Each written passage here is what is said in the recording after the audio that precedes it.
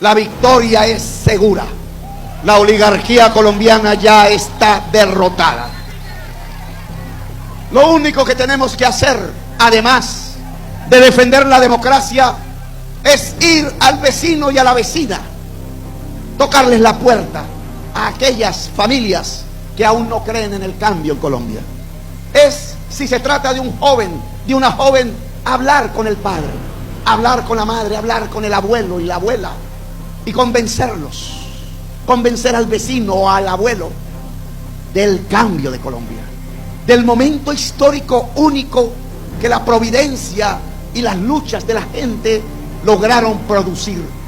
El que esta generación de jóvenes, esta sola generación juvenil, que no lo pudo la generación juvenil de mi época, ni la de mi padre, ni la de mi abuelo, ni la de mi bisabuelo, puede ver en su propia existencia aún temprana los años en que la historia de Colombia cambió. Solo hay una generación juvenil en el pasado que pudo observar una transformación similar a la que se avecina en Colombia, la que hizo la independencia nacional, la que derrotó a los españoles, la que comenzó a construir unas palabras mágicas que se creían ilusorias en aquel entonces: la palabra república, la palabra democracia, la palabra soberanía popular. Esa generación relativamente triunfó, nos dejó una historia que aún vivimos. Ahora le corresponde a esta generación de jóvenes convencer al padre, a la madre, al abuelo, a la abuela, al vecino, a la vecina. Solo necesitamos 400,000, 1,000,000 de votos más. Un presidente popular, un presidente cuyo origen es el campesino, es el obrero, es el asalariado, es la gente popular, se haga presidente de Colombia. Y no solo por su origen, sino por su corazón, por su alma, porque su corazón y su alma no está al lado del poderoso, no está al lado del que excluye, está al lado de la gente sencilla, de la gente que trabaja, de la gente del pueblo. Podemos transformar esta historia, porque no se trata simplemente de cambiar un presidente, se trata de cambiar un régimen, un sistema político, un sistema económico. Se trata de construir en verdad, en la historia de Colombia de estos días, la república, la democracia, la restauración moral de la que hablaba Jorge Eliezer Gaitán, la posibilidad de que los de abajo gobiernen, de que los de abajo vayan para arriba, de que los de abajo, la sociedad colombiana, decida soberanamente sobre el propio país, sobre la propia ciudad, sobre el propio territorio. Es el momento del pueblo.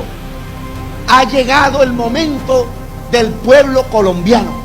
No lo habían impedido durante décadas atrás, durante siglos.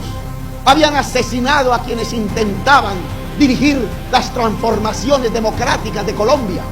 Asesinaron a Rafael Uribe Uribe, asustaron a López Pumarejo, cuyo nombre aquí se recuerda en un puente, mitad costeño, mitad cachaco. Asesinaron a Jorge Eliezer Gaitán cuando se planteaba como programa de gobierno hacer una reforma agraria, construir la industrialización de Colombia, hacer de Colombia un país moderno y democrático, un país de los trabajadores y de las trabajadoras de la patria. Y después nos hundieron en la sangre, en la violencia fratricida. Aprendieron a ver cómo los pobres se mataban con los pobres. Y durante décadas, en el siglo XX y en el siglo XXI, no ha transcurrido sino un torrente de sangre hacia los ríos, en donde los pobres se matan con los pobres, en donde la juventud uniformada se mata con la juventud no uniformada. Un genocidio fratricida que no permite cambiar la realidad, que nos ha hecho pensar que la política no es más sino el ejercicio cotidiano de los ladrones robándose las cosas de lo público, que nos ha pensado, nos ha permitido pensar que la política y la existencia no es más sino que una lucha cotidiana contra la muerte, en medio de la muerte. La sociedad colombiana se acostumbró a pensar que política es igual a robar y que poder es igual a matar, y resulta que no, que así no es el mundo, que el mundo ha construido una civilización y que esa civilización permite es pensar que la política es el instrumento para volver realidad las libertades y los derechos de la mayoría, y que el poder no debe ser de unos cuantos, sino que el poder le debe pertenecer a la totalidad sin exclusiones de una sociedad, para que se pueda construir una nación que pueda convivir en paz.